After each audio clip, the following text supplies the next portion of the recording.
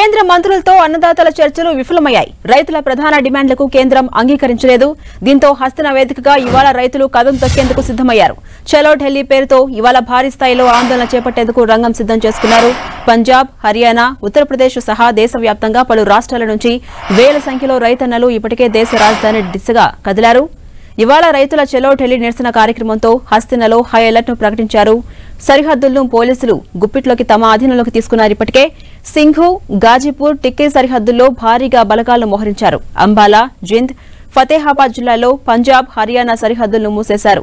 రహదారులపై బహుళ అంచెల్లో బారికేడ్లను ఏర్పాటు చేశారు. పలు ప్రాంతాల్లో డ్రోన్లతో పరిస్థితులను ఎప్పటికప్పుడు పర్యవేక్షిస్తున్నారు. కర్ణాటక నుంచి ఢిల్లీకి వస్తున్న దాదాపు 100 మంది రైతులను మధ్యప్రదేశ్ రాజధాని భోపాల్లో రైల్వే పోలీసులు అదుపులోకి తీసుకున్నారు. బస్టాండ్, మెట్రో స్టేషన్లు, రైల్వే స్టేషన్లలో ముమ్మరు తనిఖీలను చేపడుతున్నారు. మరోపక్క రైతుల నిరసనలను విరమింపజేసేందుకు కేంద్ర మంత్రులు రంగంలోకి దిగారు. రైతు సంఘాల నాయకులతో చండీగఢ్ వేదిక అర్ధరాత్రి వరకు చర్చలు కొనసాగించింది ప్రభుత్వం. కేంద్ర మంత్రులు పీయూష్ గోయల్, అర్జున్ ముండాల నేతృత్వంలోని ప్రభుత్వ బృందం రైతుల ప్రతినిధులతో సుదీర్ఘంగా చర్చించారు. 3 వ్యవసాయ చట్టాలకు వ్యతిరేకంగా 2020-21లో ఉద్యమించినప్పుడు రైతులపై పెట్టిన కేసుల ఉపసంహరణ వంటి డిమాండ్స్ పై ఈ భేటీలో విస్తృతంగా చర్చ నడిచింది. ఇక ఈ కేసుల ఉపసంహరణకు కేంద్ర బృందం అంగీకరించింది. అప్పటి ఉద్యమ సమయంలో మరణించిన అన్నదాతల కుటుంబాల్లో ఇంకా ఎవరికైనా పరిహారం దక్కని వారుంటే వారికి సహాయం చేయడానికి అంగీకరించింది. అయితే ఎంఎస్పీకి చట్టబద్దం కల్పించాల్సిందేనని రైతు నాయకులు ప్రధానంగా డిమాండ్ చేశారు. దానిపై ఏకాభిప్రాయం మాత్రం కుదరలేదు. దీంతో ఇవాల్టి ఢిల్లీ మార్చ్ యథావిధిగా కొనసాగబోతున్నట్టుగా రైతు సంఘాల నేతలు ప్రకటించారు.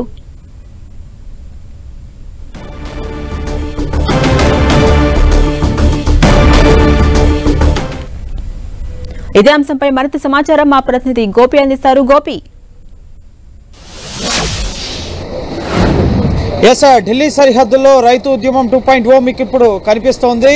ఢిల్లీని చుట్టుముట్టేందుకు పంజాబ్ సరిహద్దుల నుంచి హర్యానా మీదుగా ఇటు 2500 ట్రాక్టర్ ట్రక్కులతో రైతులు ఢిల్లీ బయలుదేరారు. 10 గంటలకి ముఖ్యంగా ఢిల్లీ సరిహద్దుల వరకు మేము బయలుదేరుతామని చెప్పి ఇప్పటికే ప్రకటించారు. కేంద్ర మంత్రులతో జరిపిన చర్చలు విఫలం కావడంతో ముఖ్యంగా వ్యవసాయ చట్టాల రద్దు సందర్భంగా ఏవైతే హామీలు ఇచ్చారో పంటల కనీస మద్దతు ధరకి చట్టబద్ధతతో పాటుగా ఇటు విద్యుత్ సవరణ బిల్లును వెనక్కి తీసుకోవడం, అలాగే చనిపోయిన రైతు కుటుంబాలను ఆదుకోవడంతో పాటుగా వారి కుటుంబం నుంచి ఒకరికి ఉద్యోగం కల్పించడం, ఇటువంటి హామీలు అనేవి ఉన్నాయి. సో వాటిని నెరవేర్చలేదు. సో వీటన్నిటినీ కూడా నెరవేర్చాలన్న డిమాండ్తో రైతు సంఘాలన్నీ కూడా ఢిల్లీ చలో కార్యక్రమానికి పిలిపివ్వడం జరిగింది. ప్రస్తుతం నేను Delhi Meerut express highway Delhi UP సరిహద్దు వద్ద గాజీపూర్ వద్ద ఉన్నాను.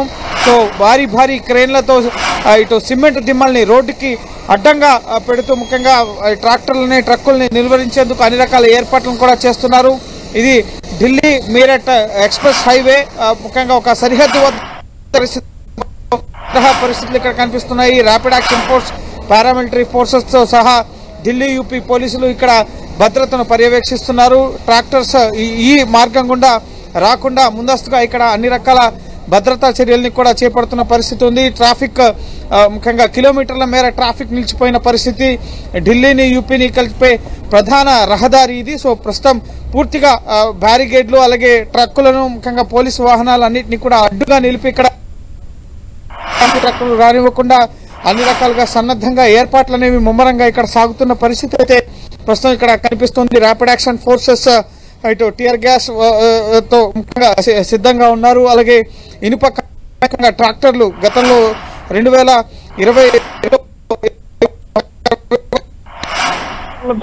ఇటు విధ్వంసం సృష్టించి రోడ్లపైన ట్రక్కుల్ని నడిపిస్తూ సెంట్రల్ ఢిల్లీ వైపు దూసుకొచ్చారు. ఆ తరహా పరిస్థితులు మళ్లీ తలెత్తకుండా ఉండేందుకు ఇటు ఇనుప సువ్వల్ని, ఇనుప కంచెల్ని, ఈ విధంగా ముఖ్యంగా ఇనుప మూలల్ని ఇక్కడ ఏర్పాటు చేయడం జరిగింది. ఈ మూలల ద్వారా ముఖ్యంగా ట్రక్స్ వీటి పైకి వెళ్తే పంచాయతీపై ఎక్కడెక్కడ నిలుపుదల చేసే విధంగా కూడా ఈ ఇనుప సువ్వల్ని సిద్ధం చేసిన పరిస్థితి. వీటినే కాదు, సిమెంట్ దిమ్మల్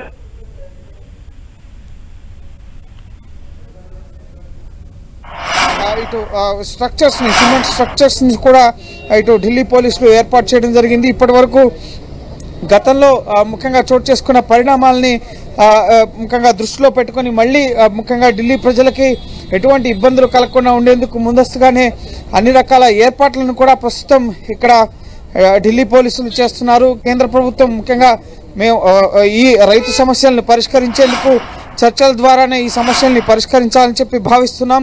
కానీ ముఖ్యంగా ఒక ప్రతిష్టంభన అనేది నెలకొంది. ఇటు రైతు సంఘాల నాయకులు అలాగే కేంద్ర మంత్రుల మధ్య ఏకాభిప్రాయం కుదరకపోవడంతో కొన్ని డిమాండ్లకు సంబంధించి ముఖ్యంగా ఏవైతే రైతులపై పెట్టిన కేసులు ఏవైతే ఉన్నాయో వాటిని ఎత్తివేసేందుకు సిద్ధంగా ఉన్నారు. అలాగే పంటల మద్దతు ధరకు సంబంధించిన చట్టబద్ధత అంశాన్ని కూడా పరిశీలిస్తామని చెప్పి ఇప్పటికే ముఖ్యంగా కేంద్ర ప్రభుత్వం కూడా చెప్తున్న పరిస్థితి ఉంది. సో వీటన్నిటి నేపథ్యంలో ప్రస్తుతం రైతులు ముఖ్యంగా వాళ్ళు ముందస్తుగా నిర్ణయించుకున్న కార్యక్రమం ప్రకారం ఢిల్లీ వైపుకు వచ్చేందుకు సన్నద్ధమయ్యారు. మరి కాసేపట్లో ఇటు పంజాబ్ మీదుగా హర్యానా మీదుగా ఇటు ఢిల్లీ వైపుకు వచ్చేందుకు ఇటు తమ కార్యాచరణని రూపొందించుకున్న పరిస్థితి ఉంది.